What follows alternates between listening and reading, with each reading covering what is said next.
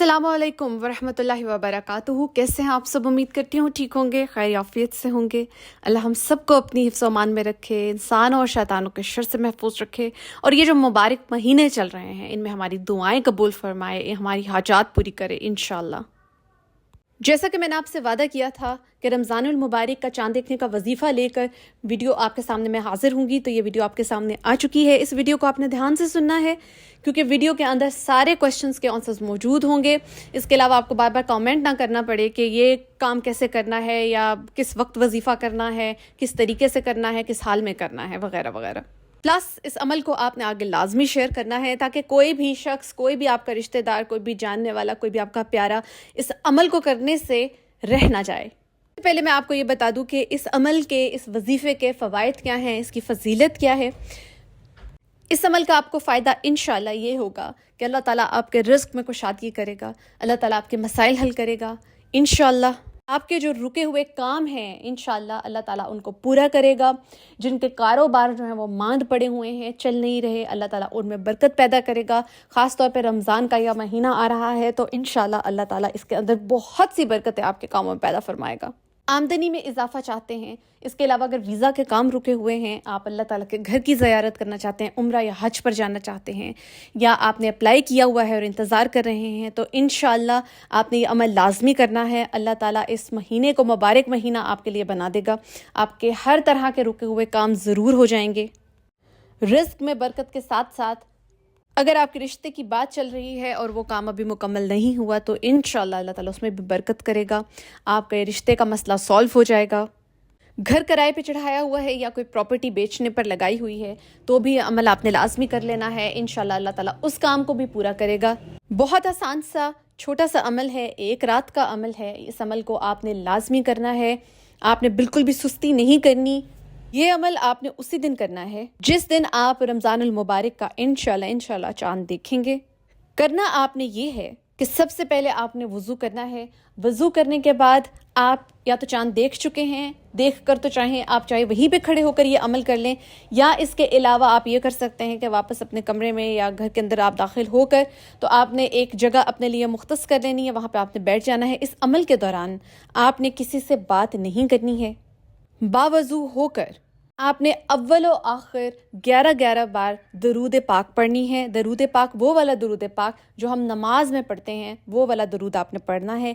11 दफ़ा आप शुरू में पढ़ेंगे अमल करने से पहले और 11 दफ़ा आपने बाद में पढ़ना है।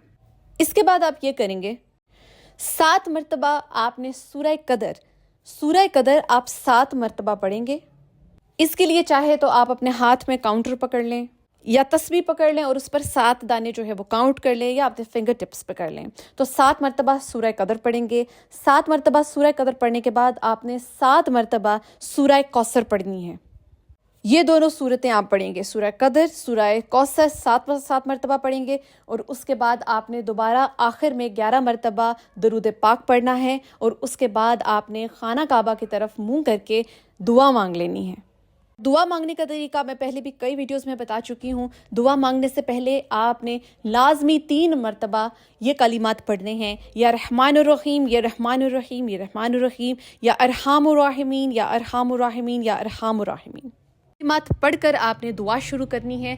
आपने दुआ में सब कुछ मांगना है अपने लिए। आपने रमज़ानुल मुबारक में अपने लिए बरकत मांगनी है, अल्लाह ताला से हिम्मत मांगनी है कि वो आपको रोज़े रखने की तौफीक अता फरमाए, आपको ज़्यादा से ज़्यादा इबादत करने की तौफीक अता फरमाए, आपको रमज़ान में तहज्जुद पढ़ने की तौफीक अता फरमाए।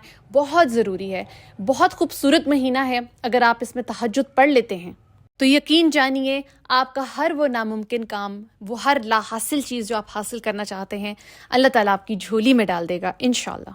इसके साथ साथ आपने अल्लाह ताला से मग़फ़िरत मांगनी है, अपने गुनाहों की माफ़ी मांगनी है कि मेरे अल्लाह मुझे माफ़ कर दे। इतने मुबारक महीने में आप कदम रखने जा रहे हैं तो ये सब कुछ करने से पहले आपने अल्लाह ताला से इस्तग़फ़ार करनी है, अल्लाह ताला से माफ़ी मांगनी है, अपने गुनाह माफ़ करवाने हैं इंशाअल्लाह। اور اس مبارک مہینے میں داخل ہونے سے پہلے آپ نے وہ لوگ جن کی آپ نے دل آزاری کی ہے یا تو ان سے معافی مانگ لیں تو بہت بہتر ہے.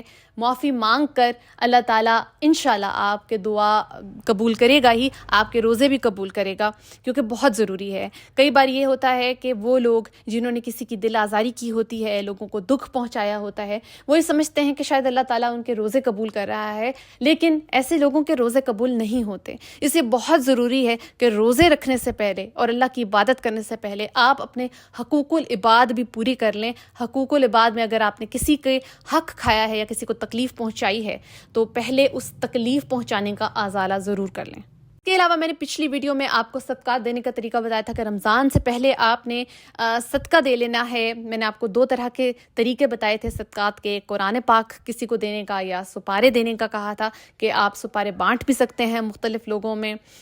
ساتھ میں نے آپ کو اناج جو تھا اس کا صدقہ دینے کا بتایا تھا کہ آپ نے اناج جو ہے اس میں کسی بھی قسم کا اناج آپ نے بانٹنا ہے.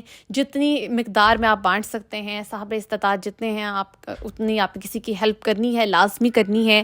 اس کے علاوہ آپ مساجد میں کیش دینا چاہتے ہیں تو آپ کیش دے کر یا کسی اور کو گھر میں کیش دے کر یا اس کے لیے جو ہے وہ راشن دے کر آپ صدقہ خیرات کر سکتے ہیں.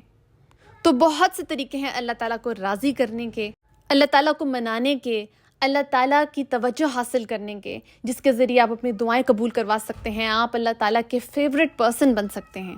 اور اس کے علاوہ ایک بہت ضروری بات جو میں آپ کے ساتھ شیئر کرنے لگی ہوں, یہ سمجھ لیں کہ ایک میسج ہے جو میں آپ کو دینے جا رہی ہوں. اکثر مجھے میسیجز ریسیو ہوتے ہیں جس میں شروع ہی میسج یہاں سے کیا جاتا ہے کہ فلانے رشتہ دار نے ہمارے اوپر جادو کروا دیا ہے. میں پھر پوچھتی ہوں کہ کیسے جادو, آپ کو کیسے پتہ چلا کہ آپ پہ جادو ہوا ہے؟ تو کہیں گے ہمارے گھر میں جو ہے نا سب بار بار بیمار ہو جاتے ہیں, گھر میں پرابلمس بہت چل رہی ہیں, ایک پرابلم کے بعد دوسری پرابلم آ جاتی ہے.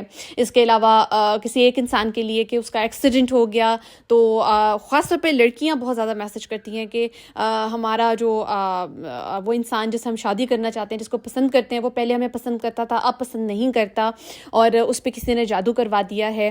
تو یہ ڈائریکٹ جو آپ جادو پر ہر بات لے آتے ہیں نا, یہ بات مجھے کچھ مناسب نہیں لگتی. اپنے ہر مسئلے کو جادو کے ساتھ مت جوڑ لیا کریں. نہیں کہہ رہی کہ جادو جو ہے وہ برحق نہیں ہے, جادو برحق ہے, بالکل ہوتا ہے. کچھ لوگ ایسے ہوتے ہیں شیاطین ٹائپ جو یہ کام کرتے ہیں, لیکن ہر کام میں جادو انوالو نہیں ہوتا.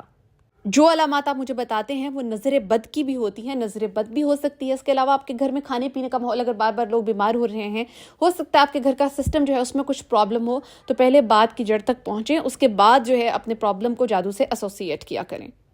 کے علاوہ ایک میں بہت اہم میسج یہ آپ کو دے دوں کہ اپنی ڈی پیز جو ہیں ان کے اوپر, چاہے وہ کہیں پہ بھی ہے, یعنی کسی بھی سوشل میڈیا پلیٹ فارم کے اوپر, انسٹاگرام, یوٹیوب, یا اس کے علاوہ واٹس ایپ پہ خاص طور پر میں نے دیکھا ہے کہ خواتین کچھ میل بھی کرتے ہیں کہ وہ اپنی ڈی پی میں اپنے بچوں کی یا اپنی کپلز کی پکچرز لگاتے ہیں. یہ مت کیا کریں.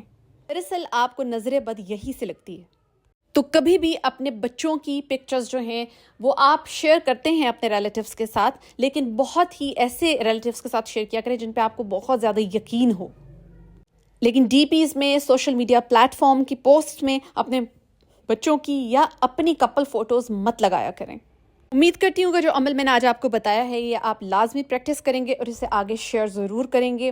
مجھے بھی اپنی دعاؤں میں یاد رکھیے. جزاک اللہ.